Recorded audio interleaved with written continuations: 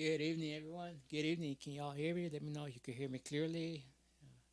How y'all guys are doing? Welcome to my another Saturday night of virtual concert with Alfonso and the Clones.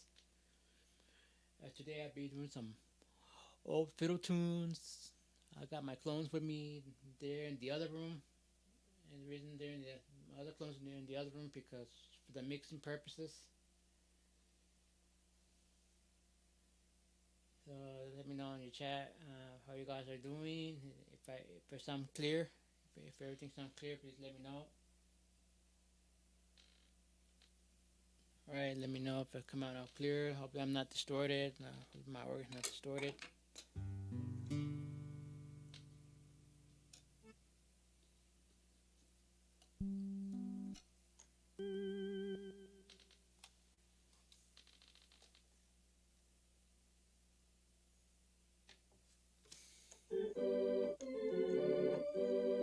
My organ, like I said, I'm gonna make sure that coming out clear. Like I said, let me know how y'all guys are doing. Like I said, trying to prepare for some good old Western music, a little bit of gospel, and a mix. As you know, I think next week, July 26th, the 34th anniversary of the America with Disability Act, the ADA celebration. I'm planning on doing a celebration as well. I don't know for sure how I'm gonna do it. I don't know if I'm gonna do it Friday night or Saturday night. But please let me know if you want me to do it Friday night or Saturday night.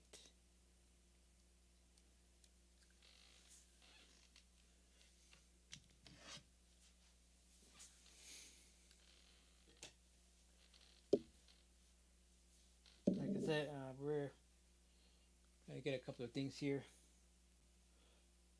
with the music and stuff like that.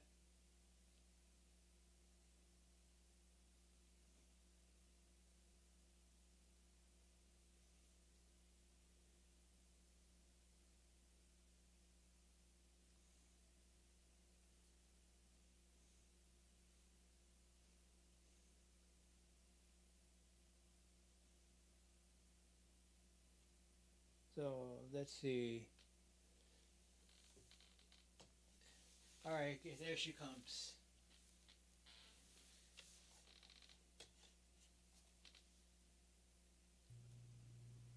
Welcome, Mary. How are you doing? I'm hanging in there. Hanging in there. Yeah. Like I said, I was going to come on tonight, but not through video. Right, that's fine. No, that's okay. I trust you. I have no issues. But if there's somebody I don't know, that I have to see who they are. Yes, Because, like I said, you never know. of course. Like, like I said, I've been preparing some music, some different music, lately, like some different backing tracks out of my. Been going back to my some multi-track recording sessions I had for the last 4 years. Wow. Uh, I got like over 100 songs recorded, so I selected the best ones for tonight. I'm gonna play. So I'm gonna. So what I got here is a Hohner's Chromatic Harmonica from Germany. Wonderful. It's my husband's and mine 21st wedding anniversary tomorrow. Oh, congratulations! You don't hear about the long-term marriages anymore. It's becoming more rare and rare as time goes by. It is, for sure. Well, if I tell my sister and my brother-in-law, they've been married since 2008. We were married July 1st, 2007, so Wow, that's like what 16 years, 17 years. 17 years. Wow, Yep, 17 years. 17 years. Wow, that's awesome. Yep, I'm thankful. Oh yeah. Wow, that's awesome. You're very fortunate. But You don't hear I've about the been long-term marriages anymore. no, I've been just dealing with some heavy fibromyalgia pain the past 2 days, so Right. that's why I'm not going. I don't look the greatest. I'm very tired. takes a lot out of you when you're dealing with a lot of physical pain, unfortunately. Right. I'm going to start off with let's see, with a Mexican church song called "Caminando Juntos," where it's me walking together.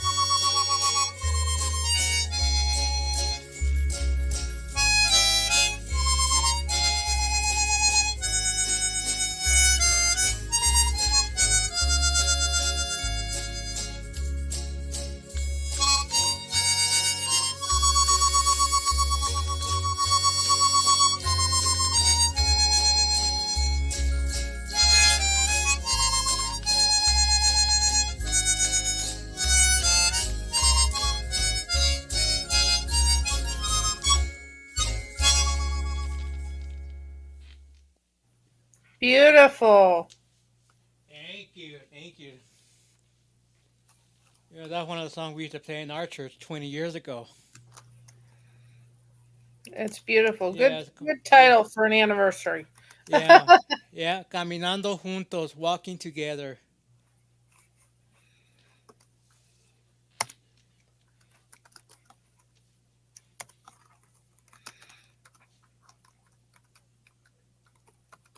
Yeah, since for your anniversary, I'm gonna play another waltz called "You Can't Be True, Dear." Very popular for weddings.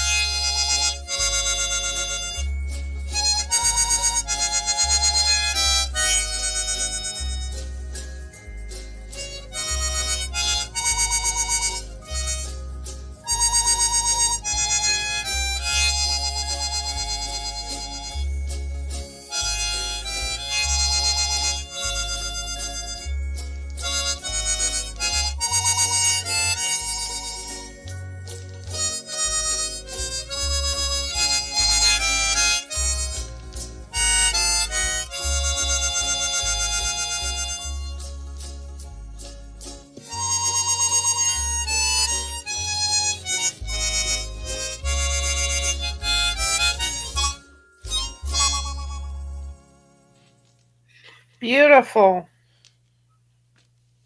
Thank you. I just love the way this harmonica sounds. I don't know why. It's one of my favorites. It is. It's a beautiful.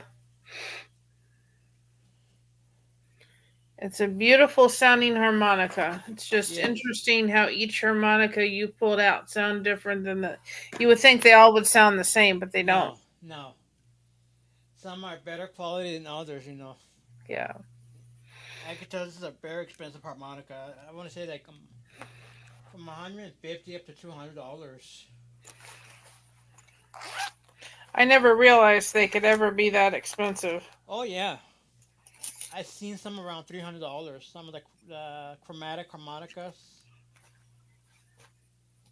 especially that have like the 64 notes, the 16 hole.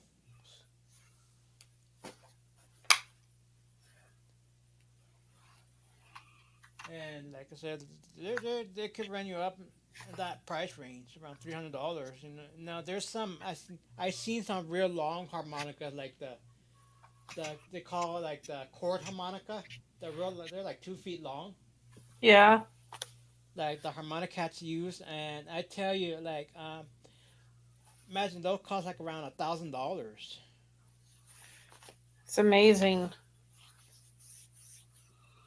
Yeah, and I then think at one point I did try to learn the harmonica and I failed at it miserably. oh I did try. no, that was the I gave it easy a hearty instrument. go, but it wasn't the one for me.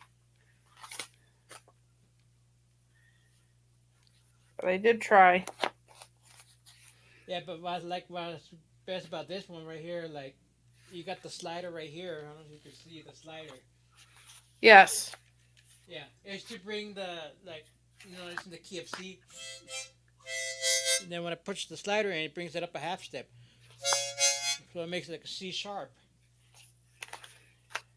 So if I play a song in C sharp, like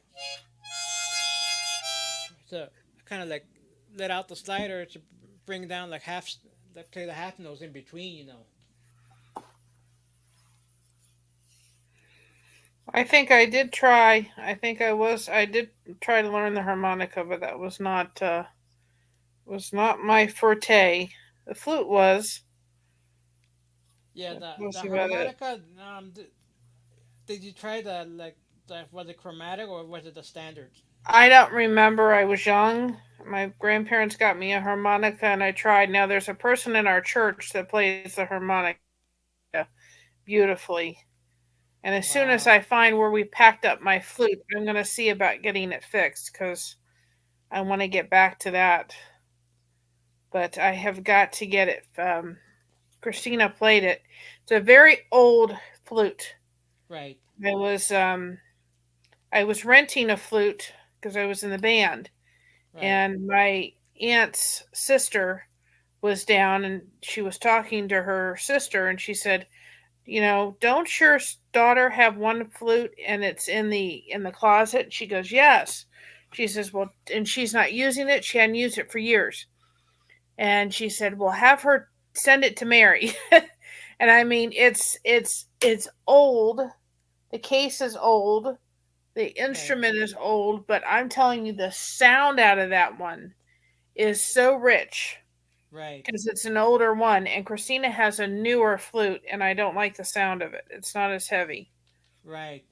I think what it is, the material they used to make them out of back then. Yeah. It starts with an A. I can't remember the brand right now, but I will be eventually trying if I can get it fixed because some of the keys were damaged and it has Right. to go get fixed because you can't play it. No. And I need to get back into learning the notes because it's been so long, but I do want to get back because I can play it. It's been a long time. Right. And the last time I played Christina's trying to get ready for our church Christmas. Right. I hadn't played it in a while and I kept pressing through, and I woke up the next morning and my arm was killing me Oh my because I gosh. hadn't, practiced the position you have to hold the flute up. Right. And I thought, boy, that's a training in itself. Oh yeah. So one of these days I'll be able to put it back on. It'd be interesting to come on the live and play it again, and Right. do it through a live. But Yeah, I have a 24-year-old niece in New Mexico who she played the flute and the piccolo when she was in high school. yeah, I did fifth, sixth, seventh, eighth, and then ninth. Because she was in band from middle school all the way through high school. Yeah, I got through ninth grade, and I went to a different school. I had gone to a Christian school, and they only went up to eighth at the time. And I went to this other school for 10th grade or for ninth grade, and I was Right. miserable. And I had gone from one school and was teased, and went to another school and was teased. And I said to my mom lovingly, "You have got to get me out of here. I don't care what you do. I don't care what you put me in, but you've got to get me. I can't take it anymore." And so I went and got my GED and spent 2 years trying to get that because I refused to go back into school. Right. I just had it. Where all the bullying is going on, all that. Yep, there's a lot of heavy bullying. My sixth grade teacher was going through a heavy divorce. She probably shouldn't have been teaching. She Right. did not have control of her class. And back then, they looked at bullying as my mom would go, try to talk to the principals and so forth. And they would go, well, if Mary wasn't so sensitive, and if she didn't do this, and if she didn't do that, and it was like, how is it my fault? I'm not Right. the one being the meanie here. Right. But back then, it wasn't taken the way it's taken now. Right. As seriously as it was taken. Right. And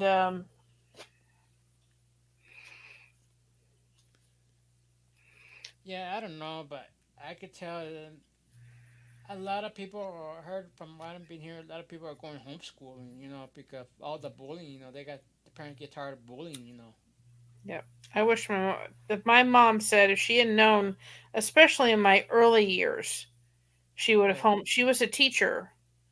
Um, and she went and she worked with my grandfather. Of course, was disabled. He was a quadriplegic, so she Right. could have very much homeschooled me because she worked and helped my grandparents out because instead of them hiring an aide, they hired my mom. Right. So they could have, my mom could have gone and worked with, you know, grandparents and taken me every day to their house and Right. homeschooled me. And especially when I was very young, I struggled with a lot of asthma and I got sick a lot. My mom says, I really wish I had homeschooled you from the very beginning. Because Right. she said you wouldn't have gotten sick as much. Right. But back then, homeschooling wasn't the thing as it was today. Well, it always been around. It just wasn't common back then. It wasn't. I mean, Christina had the ability to go on the computer. So we tried that for a while, and the best thing for her was to go into a school of about 88 kids who were also high functioning autistic and ADHD. Right. That was the best environment for her. They worked her at her own pace. They didn't do a lot of class changes. Right. And if I could have gotten her into that school earlier, I would have. But we had to work to get a scholarship for that school because it was Right. expensive. Oh my But gosh. there was 17 kids in her graduating class. I mean, it Wow. was a small school, but it was the best environment in the world. And there was a principal there, and she was just a no nonsense principal. I mean, she didn't put up with anything. Nobody Wow. was bullied.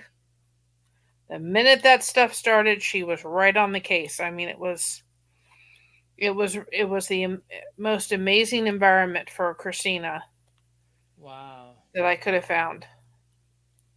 Gosh. Very lucky. Yeah, it's called Center Academy, and they're in they're not just in Florida. There's several other schools around the country, Right. and it's the best thing in the world I found. Yeah. Because I imagine there are alternative high school and all that too. Yeah, I mean, if something like Center Academy had been around when I was growing in school, Yeah. that would have been, even though I didn't have autism, I had a learning disability. So I would Right. have qualified to go into something like that, and that would have been the best environment for me. So not every school fits every school, and I remember her friend graduated high school from a very big um, place down in Florida, big high school, private high school. And when we Wow. got done with her graduation, because they literally had a banquet for all of the kids. You know, Right. they just it was very personal, kind of graduation. And they all got to graduate, and we all had a meal, and it was in a banquet room, and it was just really special. And Christina just said to me after going to her friend, she goes, "Friend's graduation was special," but she said, "But Mom, I enjoyed mine so much," because Wow. she said it was just, it was it was, you know what I mean? Yeah. It wasn't so crowded, and she was Right. able to hang out with her friends and graduate. It was just really special. Right. So, Yeah. If not we're dealing with thousands of students, right, yep, graduating at once, yep, then sitting there waiting for your name to be called, whatever. yep. Well, So it was, I graduated from a small town from a small town high school in New Mexico. how So many kids were in your graduating class? 200. So when the Still a ceremony lot. only lasted 1 hour. That's still a lot. The ceremony lasted maybe like a half an hour, if Right. that. And at the time, there was I've got to choose my words carefully, but we all know the gentleman, or not, he wasn't a gentleman, I shouldn't say that at all. um Christina went to school 10 minutes away from where the Parkland Valentine pew pew happened. You know Right. which one I'm talking about? Right. And so she went. I mean, there was people that went to that school that had brothers and sisters at Parkland High School Right. at the time when that happened. So when they graduated high school, there was literally 17 or 18 kids that graduated that graduating class. Wow. And what they did was, the principal of the school, you know how you have those little butterfly farms? Yeah. Well, she had 17 butterflies, and each one of the classmates, they took everybody outside, um, out of the convention center banquet room. They took them outside, and they had each student release a butterfly in the person that passed away's honor, Wow. which was a really nice little tribute to all the 17 lives lost. Wow. But I had family calling me saying, "Is Christina okay?" And I said, "Yes, she's fine," because they knew she wasn't far from that school. Right. But if we had lived where my grandmother had lived up in that area, she would have Right. been zoned to go to that school. Right. And she probably would have been in that school when it happened too. Right. So God works. Oh yeah, mysterious ways. Yep. But they had to bring in like dogs and therapists in her school to help her classmates deal with that. Wow. That's pretty sad Yep. how one kid decides to take a weapon to school and then do whatever and then Well, I, everybody was a victim. Right. The people that lost their lives that day, and this boy was a victim, even though he's getting exactly what he deserves, if not worse. But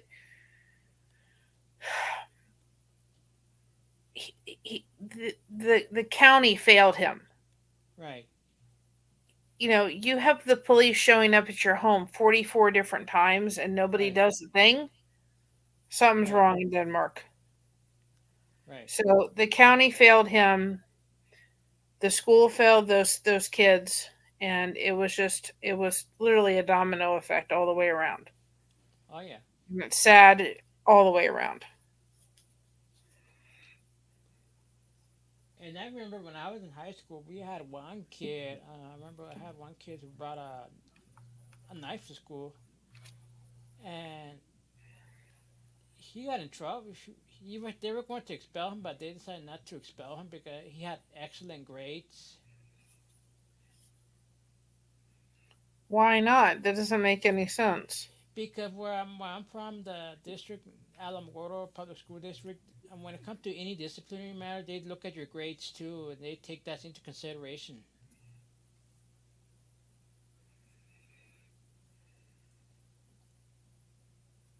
So, like, if he had good grades, they're gonna take that into consideration when it comes to disciplinary, which affects the entire outcome.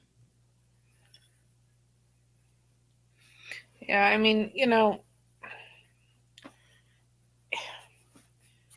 there's no I'm not defending him, and Right, I'm not when in right, at all. right, But unfortunately, he was a victim of not getting the correct mental health he should have gotten. right, right. That's correct. And he lost his mother. He was bullied in school. The school didn't do what they were supposed to do. He was a very troubled young man, and still is. And there was things that could have been done to prevent that, and it Yep. wasn't. Yeah, that's correct. Yeah, You I know, agree. and you know, it was an absolute tragedy, Right. and I can't imagine what those parents had to go through. And you Yeah, know, and I remember when I was in high school, we were always told that your grades determine what kind of person you are. If you have good grades, means you're a good person. And if you have like failing grades, that means you're not a good person. Like they would tell us that in high school. well, I don't. I mean, I failed. I came close to failing math because I didn't have a teacher that had to teach me. So Right. I don't know if. I mean, I think that the and I'm not naming his name because he doesn't need the recognition of what Right. he did. But I think he was extremely smart. Right. I just think that he was very troubled, and nobody did it. And then his mother didn't prepare. She got seriously ill and passed away. She Right. didn't prepare for her son to make sure that he had the right care. Um, so it was a very sad situation all the way around. I think we have Right. schools today that you know there's I mean like my husband, extremely intelligent, Right. ace the GED, but he had he could sleep through school and then ace test he was listening, but the way that he would learn best is hands on, Right. Hands on. Yeah. you know so Yeah. this was somebody that unfortunately fell through the cracks and it cost people their lives, Right. and that's what we have to change. Oh yeah. And everyone learns differently. Some people learn visual. Some learns hands on. Everybody learns differently. Yep. There's no one that's just learns the same way, and that's what our school needs to understand too. Yep.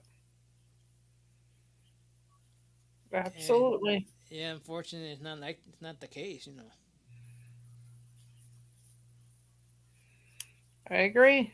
And I remember the district where I graduated from. They wanted to cut special education completely out of the district.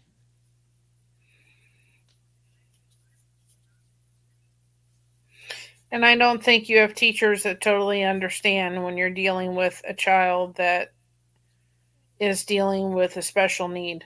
I don't Yeah, think you've got, because the school don't want to deal with the special needs student. yeah. Like if this is, they want to make it where, well, you're gonna have to move out of town.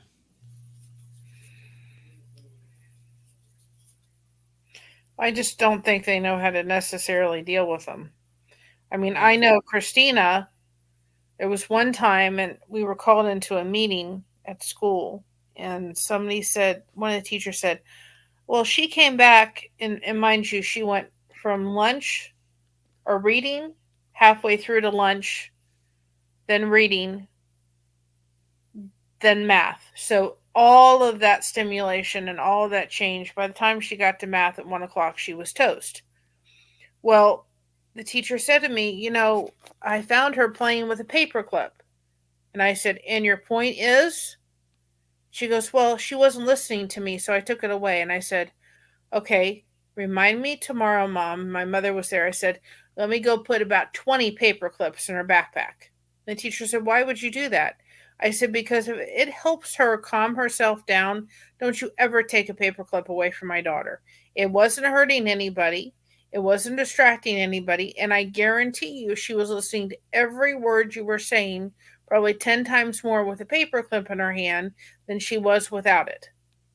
Right. So don't you ever take a paper clip away from my daughter again. Oh my God. But you know what? Like, you You know, like gotta be kidding me. I remember 10 years ago. Remember hear about these little fidget spinners? Yes. Like it helps those.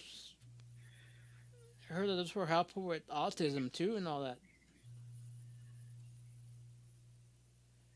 I just thought it was funny. Yeah, and then recent years schools were having issues. Some schools were having problems where they're saying that's a distraction, whatever. They need to keep their hands busy. Yeah. I mean, when I go to church, I have my phone there. Now, it may seem to some people as distracting, but I will often do things on my phone and I will listen better because my hands are busy. Right. It's not that I'm not listening to the message, but I get easily distracted and I will just listen better if my hands are busy and if they're working on something. Right. Because I remember going to church and one priest said, this is back in 2011, he said there's some new sins that are going to be added to the Bible in Mexico. And one of the sins, new sins, is having a cell phone in church. It's a new sin. Littering, throwing trash on the ground, it's a new sin. I wonder what Bible he's out talking out of because the Bible's already Yeah, completed. He can't add anything else. right, but this, well, it was from a Mexican. We had a priest from Mexico, and he was talking about how they're adding new stuff to the Bible in Mexico. Okay. Yeah, oh my God, I didn't know that was a new sin. Well, next time I checked, you don't add anything to the Bible. The Bible is the way it is. Yeah, and I think it says in Revelation like you do not add or take away from the Bible. I mean, when I was going through my first divorce, it doesn't say in the Bible talking about, you know, um, you know, abuse and all that kind of stuff, but it Right, is underneath a different subject. It is qualified under what is considered abandonment. right, But that other stuff is like, okay, I don't know what he was. I hate to say smoking something, but right. Yeah. Now I'm gonna play another waltz.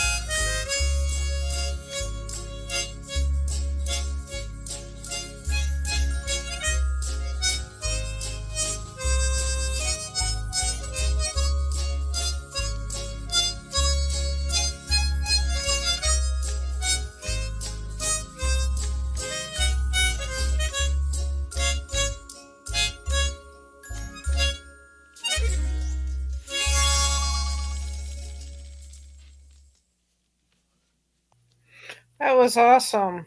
Thank you.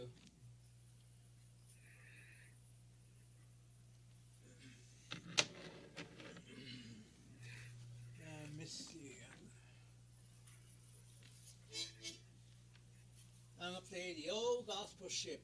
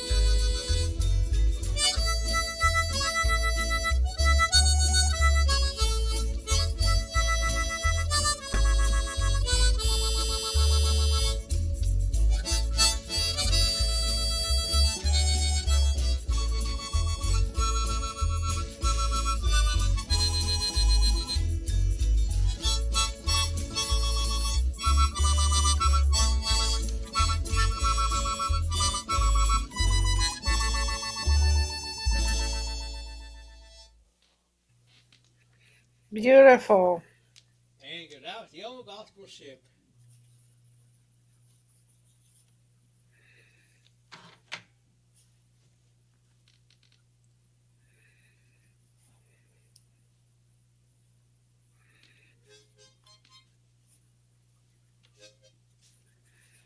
Let me see which one I'm gonna play next.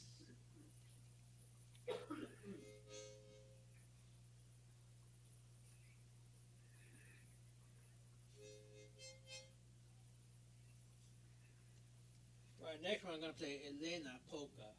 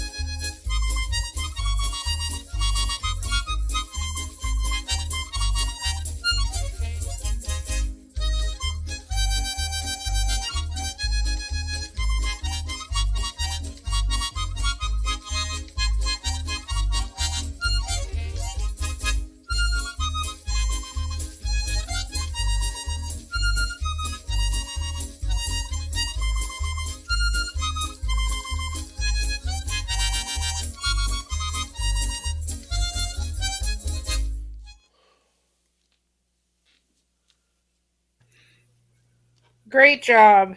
Thank you. That was an old one originally by the Pleha brothers in the 1930s.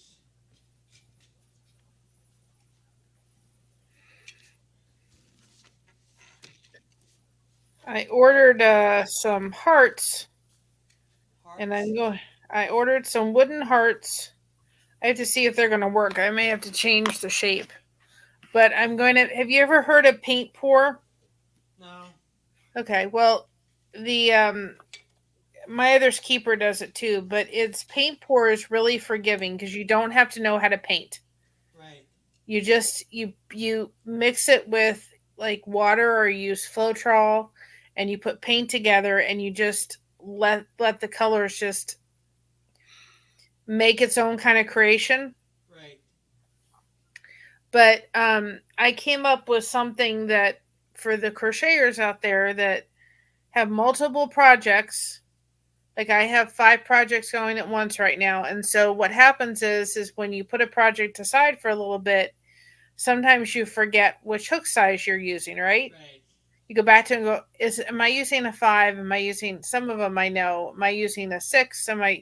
And so I ordered these little wooden hearts to show people paint pour, and then I'll put I'll use a vinyl and put the numbers on the hearts and seal them, and then people can order them, and that way on their little stitch markers they can add these little tags, and then when they put aside a project and they go back to it, they remember what hook size they use. Right.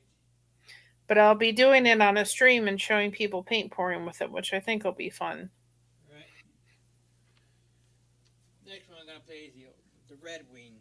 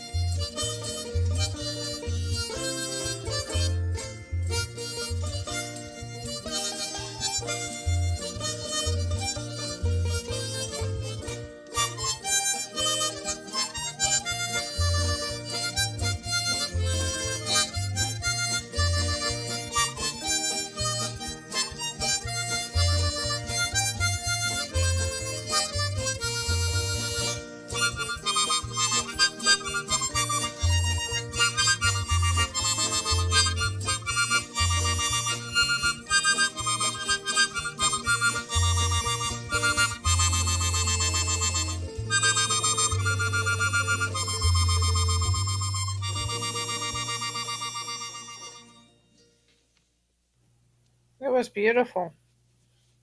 Thank you. I love the Uh, way the harmonic sounds. the harmonica. Oh yeah, this is the way I like to play my harmonica, like the old Western style. And when I lived in New Mexico, I was told I was the last person in the world to play the harmonica that way. Well, I think it's an instrument that a lot of people are, you know, it's not a common instrument anymore. No, And it's a shame. well, it's more common like in the blues and all that, like rock. Yeah. But the way I like to play it, the way I play, is not common. The style that I play. So when I was going to church in New Mexico, it was confirmed by the diocese that I was the last person in the world to play the harmonica like that in that particular style. Well, maybe you'll be bringing it back, Alfonso. Yeah, but I've been told I was the last one in the world, Wow. and they confirmed it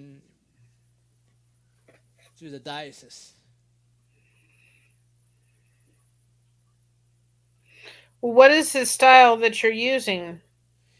Well, the way I play the harmonica, like normally people when we learn to play harmonica, but the way I like to play like where you cup your hand and do the vibrato, like see how you have the movement in my hand, right? You Yep. cup your hand and then yeah, open and close.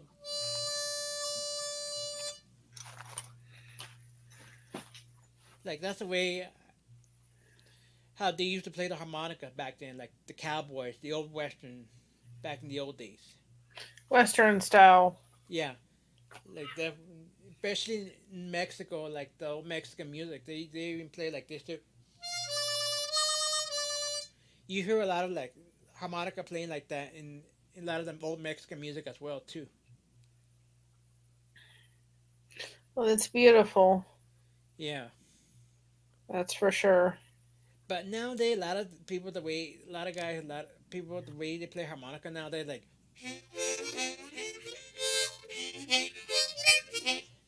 that's more like bluesy style. I can hear the difference. Yeah, that's how they play harmonica nowadays. It's more bluesy stuff like that.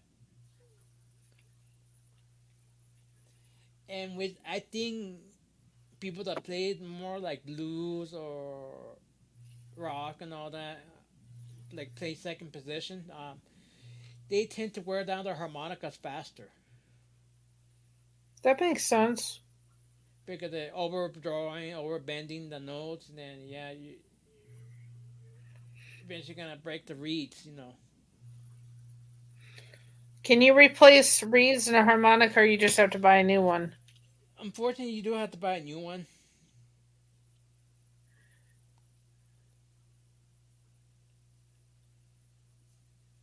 Yeah, once the reeds break, you gotta replace the whole thing. Like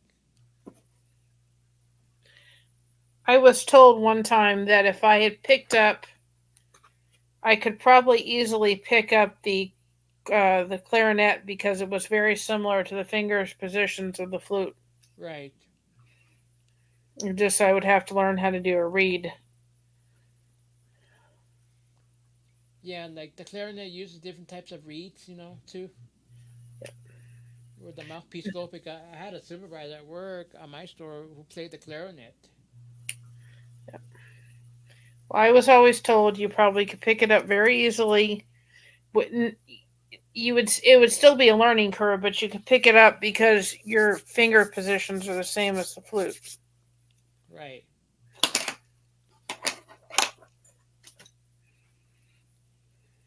Same kind of like the string instrument. Like he played guitar, he could play the ukulele, and or he could play the banjo. It's just the only difference. The fingering position is a little bit different. The chord shapes for each, like the guitar and banjo, they're different, and mandolin it's different too. Like the only difference with the banjo, they're open tuning, and the mandolin they're tuning fifths. I was also told I'd have been good at drums because I could keep a beat really well. Yeah, like percussions. Yep, but I chose the flute. Yeah, It's a beautiful instrument to learn. It really is. Yep. Makes a beautiful sound. Well, you've been here on on my music lately. You hearing all the instruments like the banjo, guitar, everything. Yep. I don't. I think you heard this too, the washboard. Yep. I've heard that one. Yeah.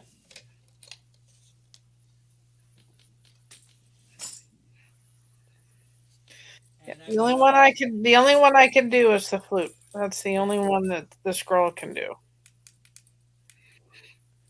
and I got this right here. It's a tambourine. That's a cool tambourine Yeah. because it Made lights some up. videos, but it doesn't produce a great sound. It doesn't have a good sound to it.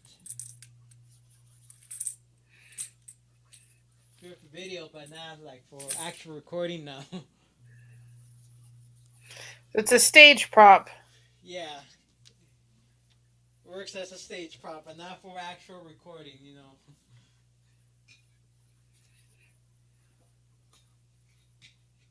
Let's see where's my chromatic.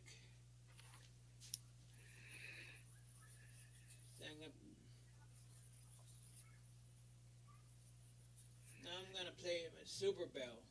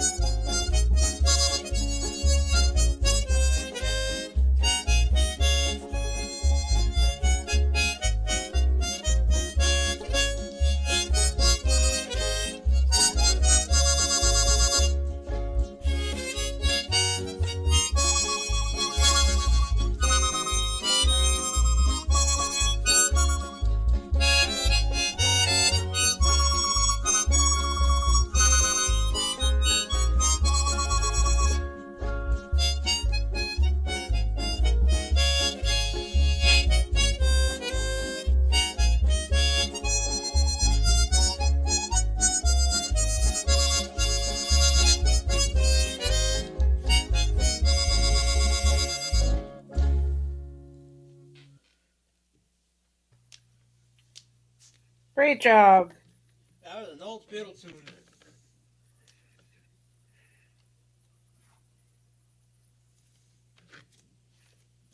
It's fine.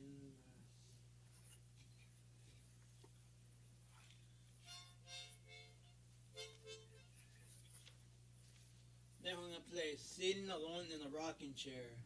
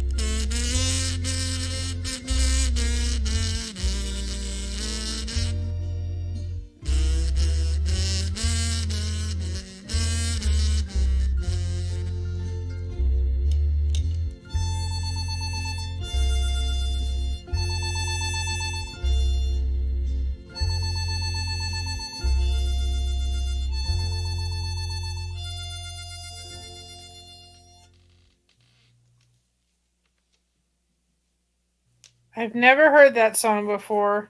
You never heard that one? No, that's a new Wow. one. Well, that's an old one, way before your time, Probably before yours too. during the covered wagon days.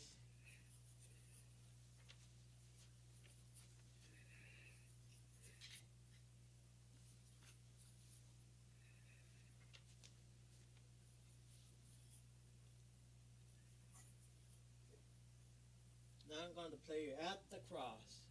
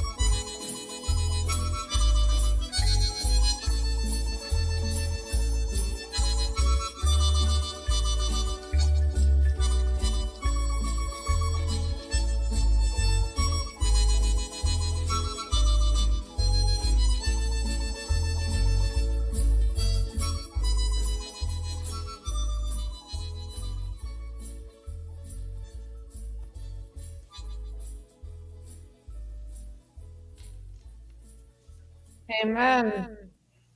Yeah.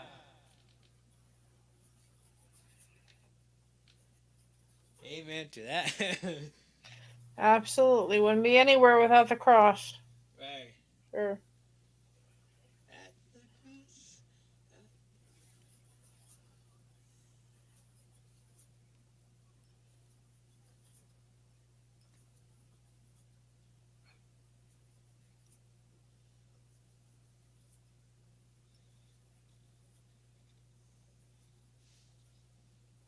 Now here's another one. Yes, sir, that's my baby.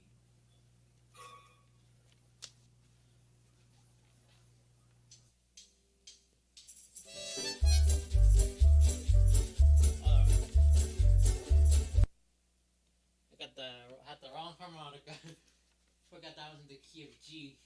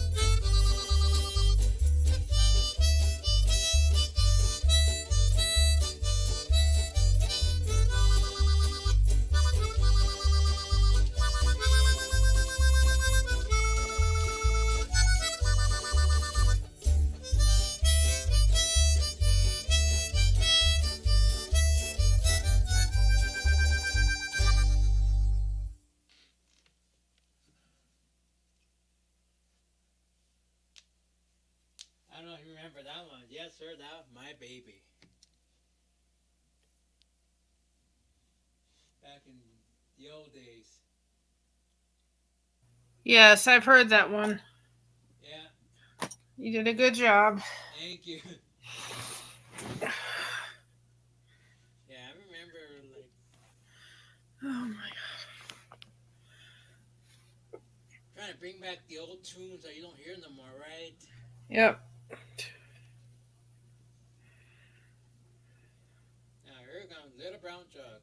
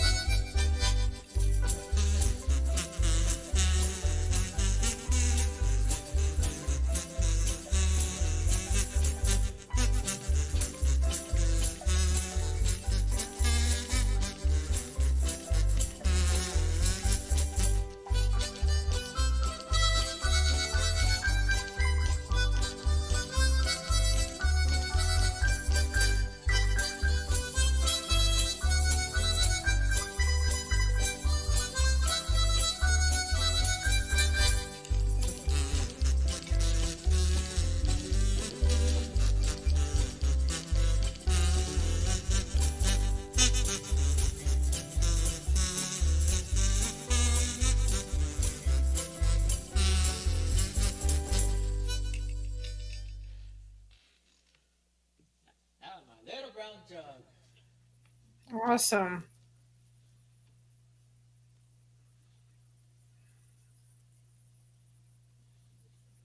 Yeah, do I got any birthday celebration this week, Mary?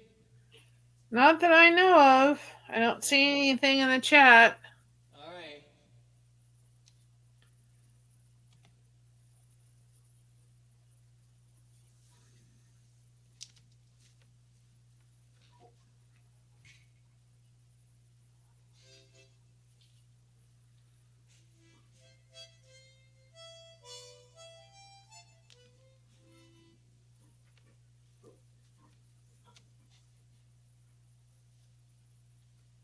I'm gonna play another square dancing tune. I think you all recognize this one.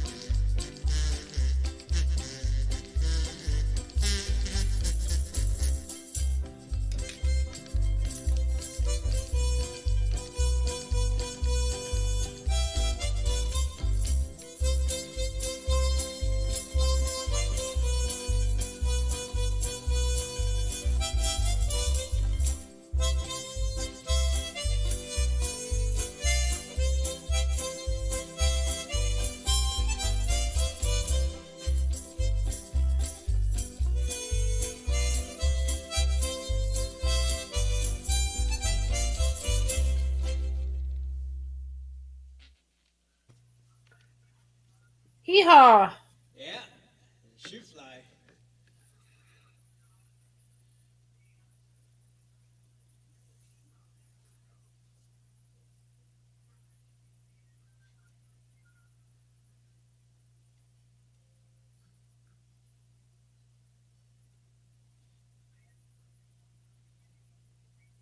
Let me just trying to figure out which song.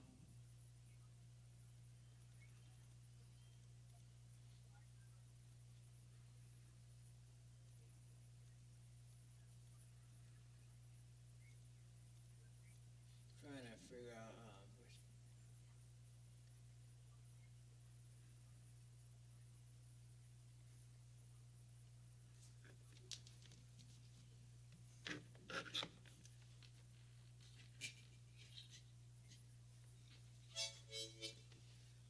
Next one, I'm gonna play another square dancing tune called Los Animalitos, the Animals.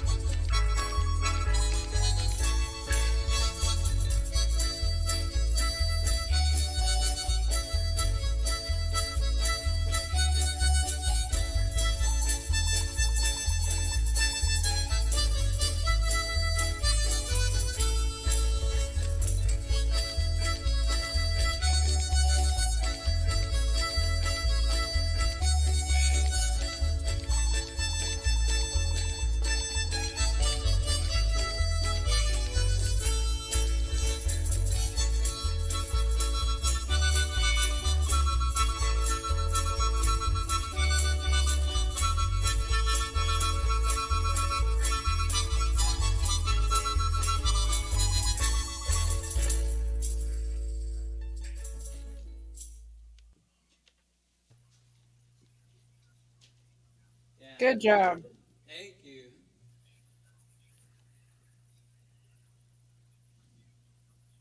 Let me see what's next one.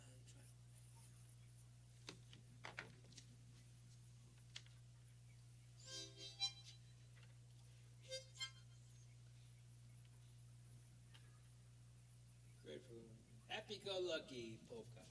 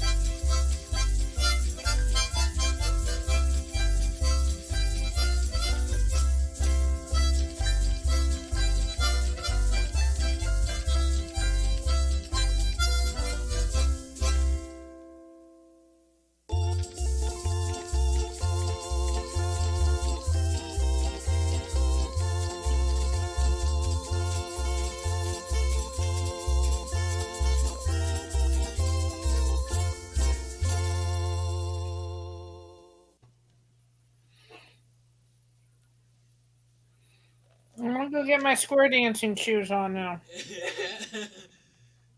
I couldn't do it if I wanted to. I'm in too much pain for that one.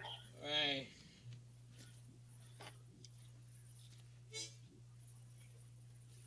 Do you have any cabbage, Mary? What? Do you have any cabbage? No. So I could boil them down? Get ready to boil some cabbage down? I don't have any cabbage in the house. Okay.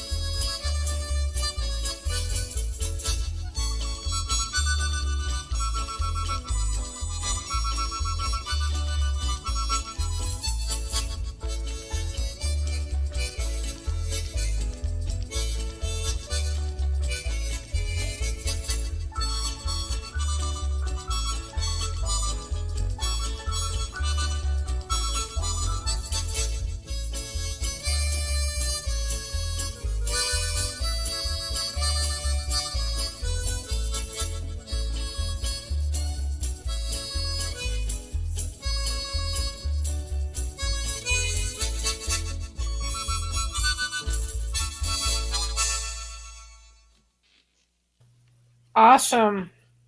Does cabbage do something? That's the name of the song, Boiling Cabbage Down. Oh, Boil the cabbage down. That's the name of the song. Boil them cabbage down. Like boil them down. okay. I was thinking you were thinking of it as far as like an inflammation, something, or helps with pain or something. I'm like, okay, now I get it. Yeah, that's the name of the song, Boiling Cabbage Down. Like, I loved stuffed cabbage. One of my favorites. yeah.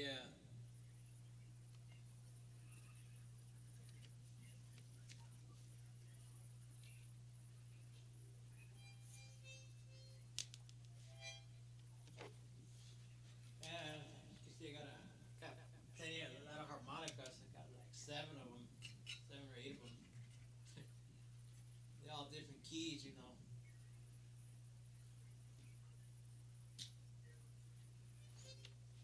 I'm gonna play an old classical tune.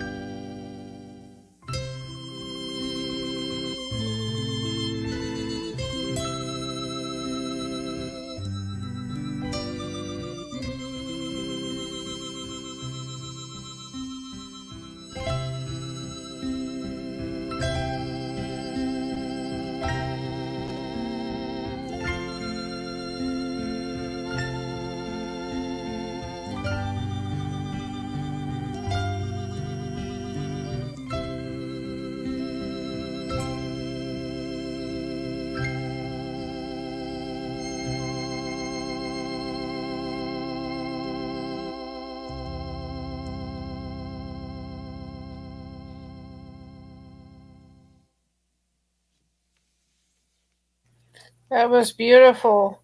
Sandy Wendy just came in, and our treasure dome says, "Have a good night, everyone. Thank God you. bless. Stay safe and love you all." Thank you. Thank you. Like, I know that was an old classical piece of music, right? Mm-hmm. It was very old school. Yeah.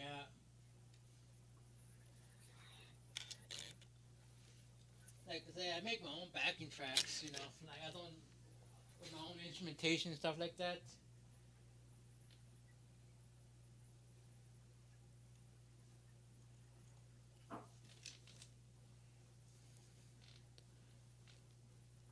I'm gonna try some old rugged cross.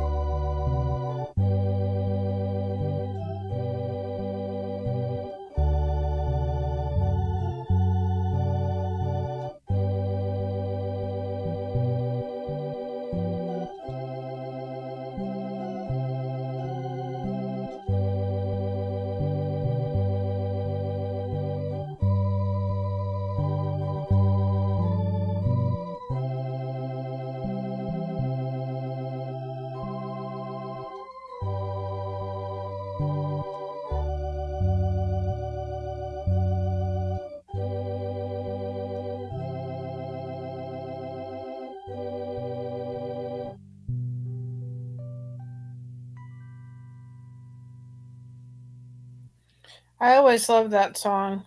Got the old rugged cross.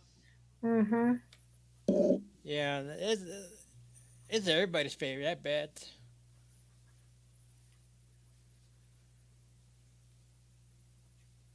That was the old rugged cross. You know, when I first heard that song back in 1998, I was in the eighth grade. But I heard it in Spanish because one of the teachers that I was friends with, she gave me a cassette tape, and that's the first time I heard that song. If you grew up in church with hymn books, you heard it. Yeah, You know,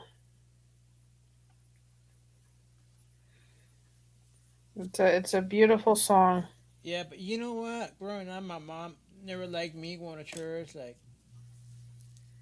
she never took me. If I went, because I went with another family member or with a friend. That's the reason why I went. Well, there's people that have come to Christ that way. Right. You know, Kirk. I don't.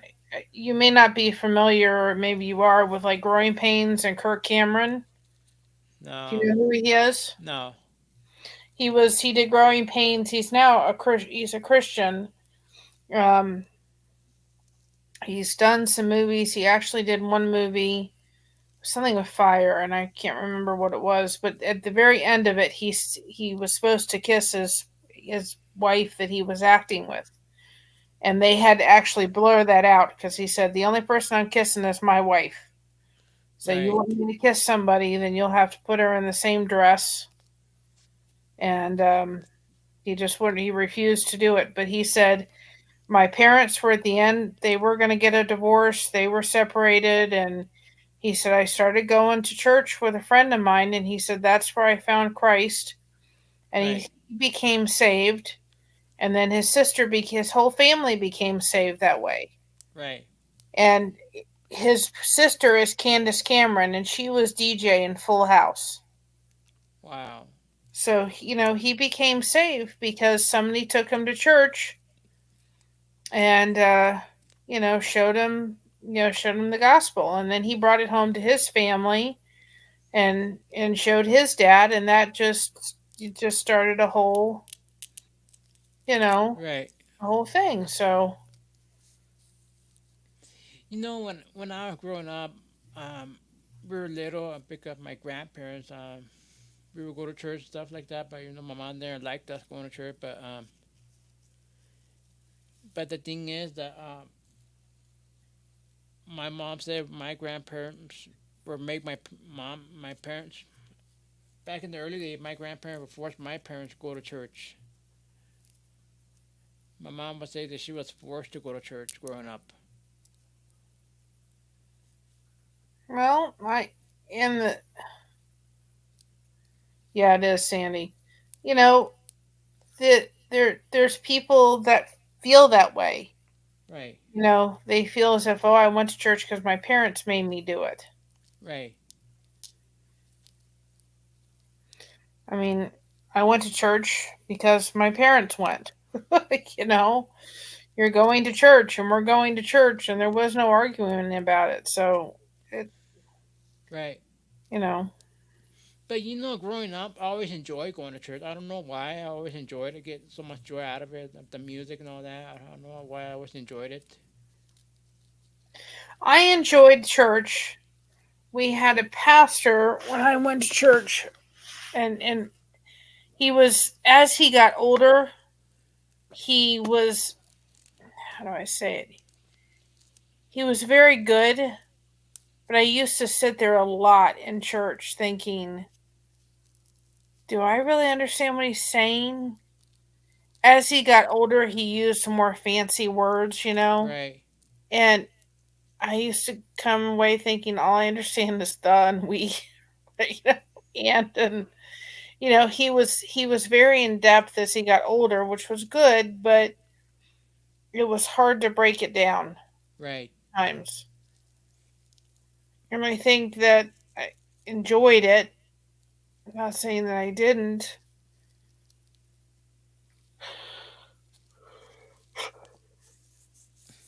but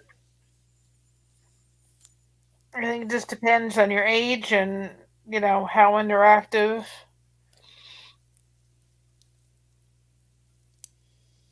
Yeah, because I remember growing up, we would go to church just because a friend or a family wanted us to go, whether for baptism or wedding, whatever. But that was my only opportunities I would go, get to go.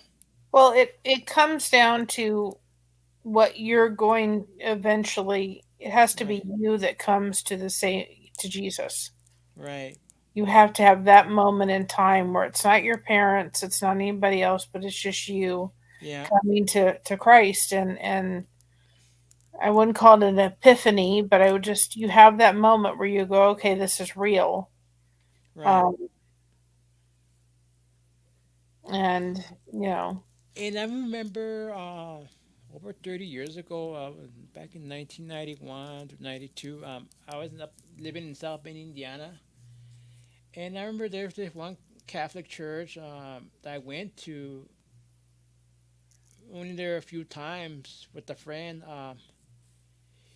And I remember the music, it was the old Southern gospel.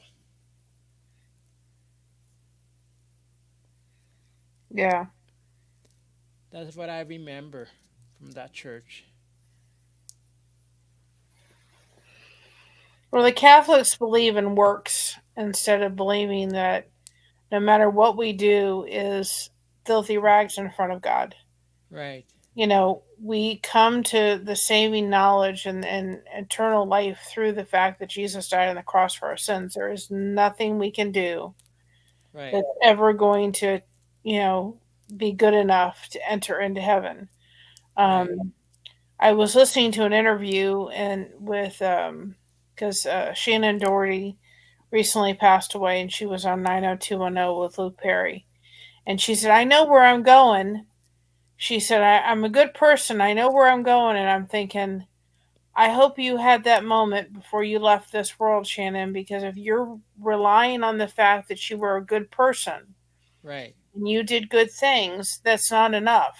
No, And I'm thinking, that was sad if that's what she believed on the way out of this world. right, I know where I'm going. And Bob Newhart passed away recently, and there was an interview with him, and he said, I know where I'm going because God's going to say, "What did you do?" And I can say, "I made people laugh." And he said that he's going to look at me and say, "Go to the short line." And I'm like, "Are you're in a place of having the whole world listen to you? right, And if that's what you believe, that's what you believe. But you're leading people down the wrong path. right. Saying that Oh, yeah. because if you believe that the only thing that got you into heaven is you're a good person, you made people laugh, that's not enough. No. You know? I remember in the summer of 1997, like before I went into the eighth grade, a friend of my neighbor invited me to a vacation Bible school at the East Mesa Baptist Church. And I remember going, oh my God, it was like, we were going every day for 2 weeks for the summer to the classes, stuff like that. And one thing I remember, that the teacher there who was teaching the class, him and I had a personal conversation. Like I didn't know what was the difference. I didn't know the difference between denominations at that time. I didn't have an understanding, Yeah. because I thought it was all the same.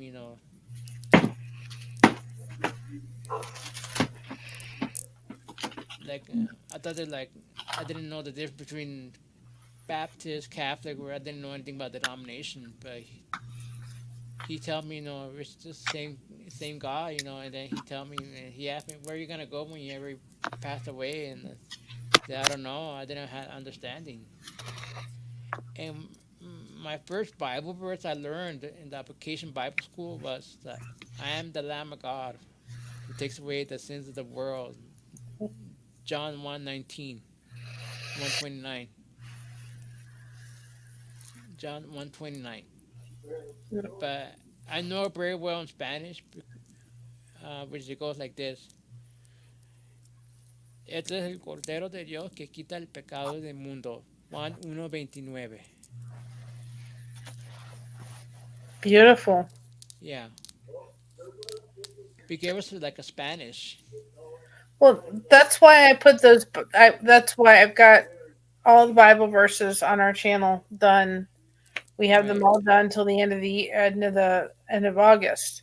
That's why I put up 3 Bible verses a week. Right. So we do that because we want to be able to give just short pieces of scripture out there, and they Right. usually get pretty good views. Right. And and from that moment during those 2 weeks vacation Bible school, that's when I accepted Christ personally. Yeah. And I was 13 at the time, 13 years old, and they tell me that It's pretty rare for someone.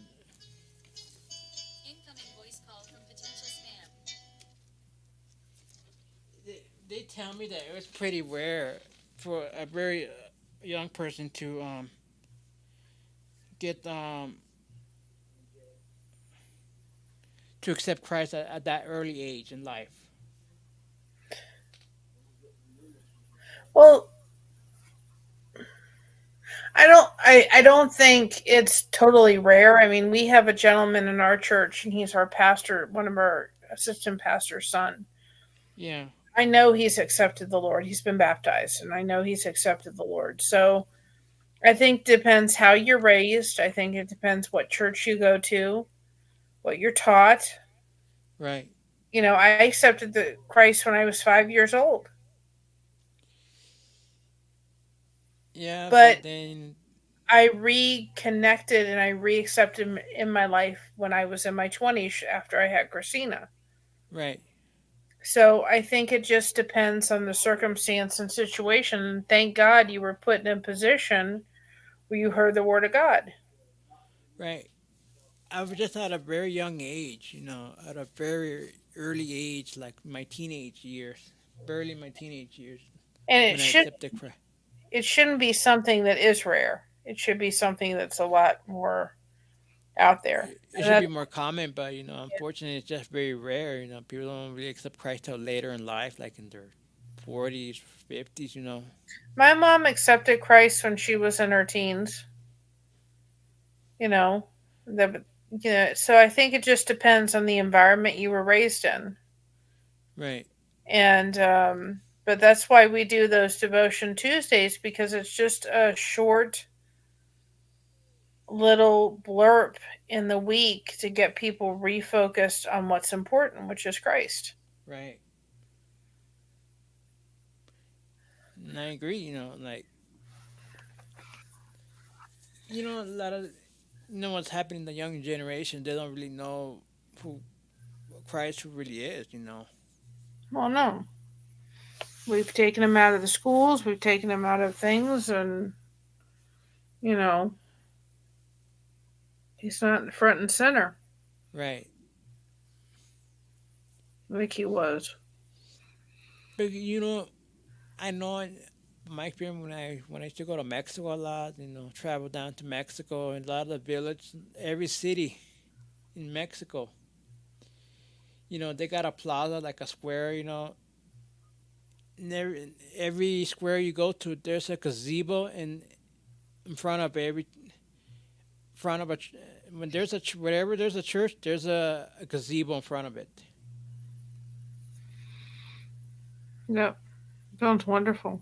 Yeah, so a lot of this, so a lot of the so Mexico is more like Christ Center. A lot of the towns, where they have plazas and stuff like that.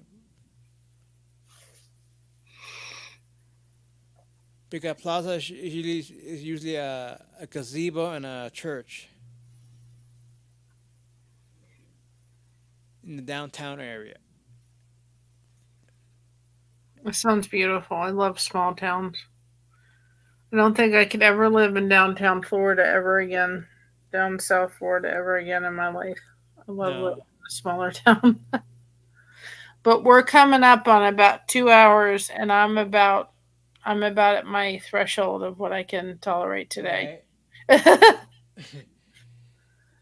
It's been beautiful. It's actually helped me just to kind of get my mind off the pain today. Wow, But I didn't know that. I'm getting really tired. See what happens when you've had, like, this week my aunt's doctors were talking about hospice care and all that kind of stuff, Right, and we were on the phone with her this week, so that's a lot of emotional stress. right. So when you have fibromyalgia and you've had an emotional stress, it usually ups your pain level, and if you're going Flares that up. through anything Yeah, else, it doesn't help. So that's why I haven't been online too much this week on our channel, because I just right. tolerate it. Yeah, but I just hope and pray that everything goes well for you. I've been in a fiber flare up for about 48 hours. My I'm exhausted physically. Just like, okay, can we just, body, can you stop hurting for 2 seconds, please? Yeah. So I did take a nap this afternoon because I was just too tired.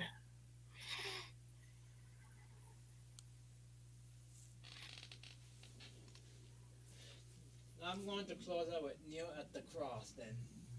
That's what we all need to do. Kneel at the foot of the cross.